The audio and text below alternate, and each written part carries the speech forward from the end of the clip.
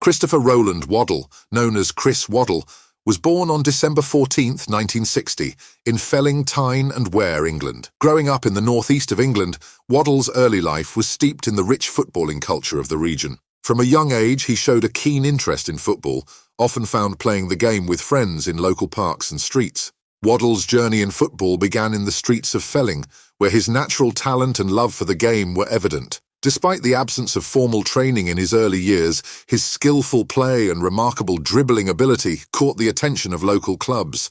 He honed his skills in amateur football, which laid the foundation for his professional career. Before rising to fame, Waddle's path was not straightforward. He faced the challenges of rejection and the need to prove himself constantly. His determination and passion for the game drove him to pursue his dream of playing professionally, despite the setbacks. In the late 1970s, Waddle's footballing journey took a significant turn when he began his professional career. His early years were marked by a gradual rise through the ranks of English football, starting with local clubs and eventually leading to his breakthrough at Newcastle United. Here, Waddle's flair, creativity, and distinctive playing style began to shine, setting the stage for a remarkable career that would see him become one of the finest attacking midfielders in Europe. Chris Waddle's journey in football began in the grassroots of the game, playing for local teams like Pellor Juniors, Whitehouse SC, Mount Pleasant SC, HMH Printing, Pellor SC, Liam Lane SC, and Clark Chapman.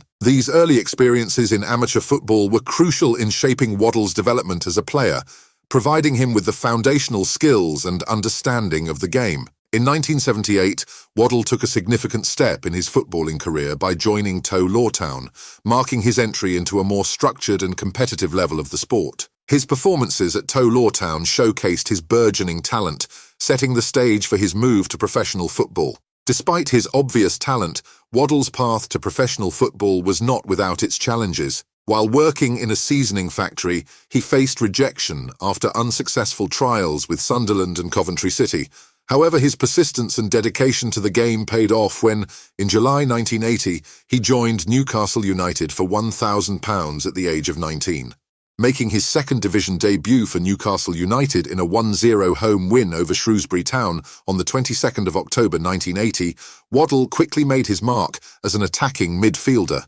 His time at Newcastle was transformative.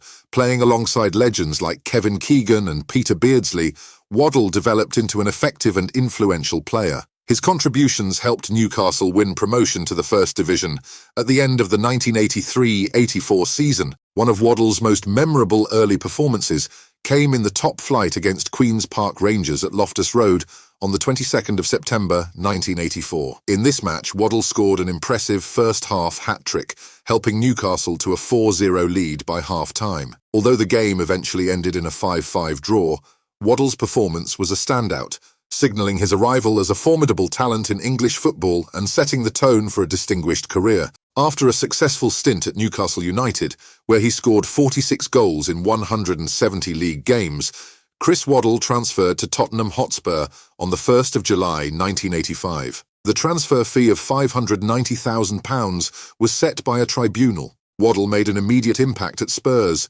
scoring twice in his league debut in a 4-0 victory over Watford. Despite his personal success and a promising start, Tottenham had a challenging season, finishing 10th, which led to the dismissal of manager Peter Shreeves and the appointment of David Pleat. During his time at Tottenham, Waddle's skill on the field was evident. He helped the team to reach the FA Cup final in 1987, although they were defeated by Coventry. The same season saw Spurs finish third in the league and reach the semi-finals of the League Cup, marking a period of significant contribution from Waddle to the team's success. In 1989, Waddle made a big move to Olympique de Marseille for £4.5 million, becoming the third most expensive footballer at the time. His tenure at Marseille was marked by immense success, with the club winning the French Championship 3 times in a row from 1990 to 1992. Waddle, now affectionately known as Magic Chris by fans, played a pivotal role in Marseille's dominance in French football and their journey to the 1991 European Cup final. Despite a strong performance,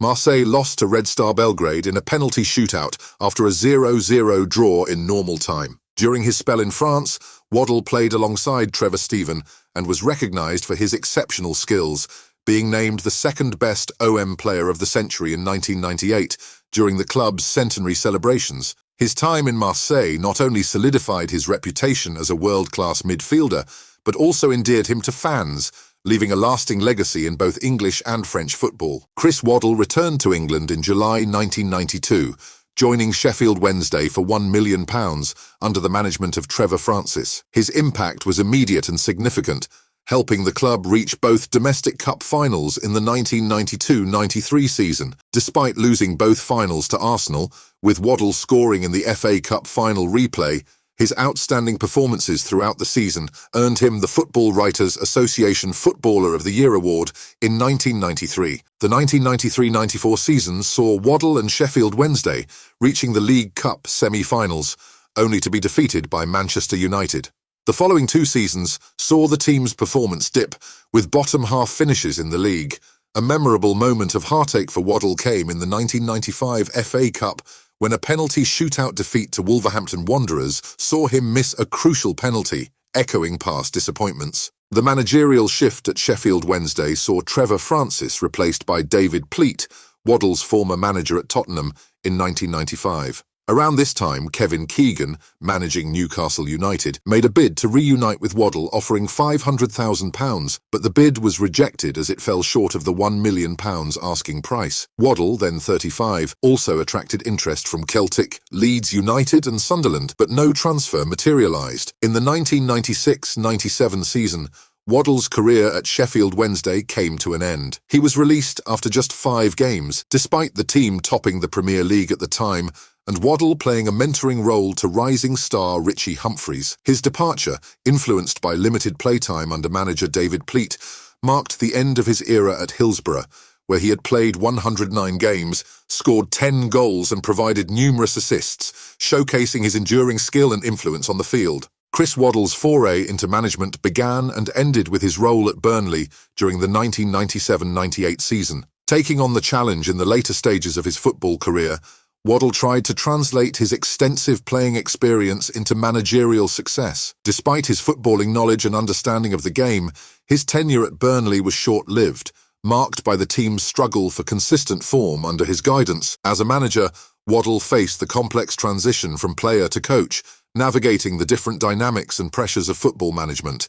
His time leading Burnley did not yield the desired outcomes, and following this stint, Waddle chose not to continue in a coaching role, instead shifting his focus to media work and commentary. In the media, Waddle has found a niche, providing expert analysis and insights into the game, working with BBC Radio 5 Live and other outlets. His commentary and punditry work have allowed him to stay connected to football, sharing his knowledge and perspectives on the sport he loves. Although his management career was brief, Chris Waddle's impact on football remains significant, with his playing career and media presence continuing to influence and enrich the world of football. After hanging up his boots, Chris Waddle transitioned into the media world, where he has made a significant impact as a football pundit, commentator and writer. Waddle's journey into the media spotlight began unusually when, as a player, he ventured into music. In 1987, alongside Spurs and England teammate Glenn Hoddle, he recorded the song Diamond Lights,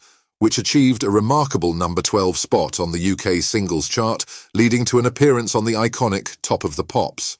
His musical endeavours continued in Marseille, where he recorded a song with teammate Basile Boli titled We've Got a Feeling. Despite a brief period as Burnley's manager during the 1997-98 season, Waddle shifted focus from coaching to media. He embarked on a successful career as a TV football pundit and commentator, initially working for Setanta Sports and ESPN, and later joining BBC Radio 5 Live. At the radio, Waddle has become a familiar voice during Premier League match coverage, known for his insightful analysis and honest commentary. Waddle's media presence extends beyond radio. He has written columns for the Sun newspaper and commented on England away matches for Setanta Sports during the 2008-09 season. His work with ESPN saw him co-commentate on English Premier League football coverage, and he has also served as a pundit for Show Sports Arabia, covering the Premier League from a studio in Dubai, UAE. Known for his forthright opinions, Waddle made headlines with his candid criticism of the English Football Association following England's defeat to Germany in the 2010 FIFA World Cup. He expressed frustration over the coaching and development strategies in English football, advocating for a more thoughtful and varied approach to the game. In 2019, Waddle's appeal and football legacy were further highlighted in ITV's show Harry's Heroes, where he featured alongside former England international footballers in a fitness and football challenge orchestrated by Harry Redknapp. This appearance showcased not just his enduring popularity, but also his deep connection to the sport and its fans.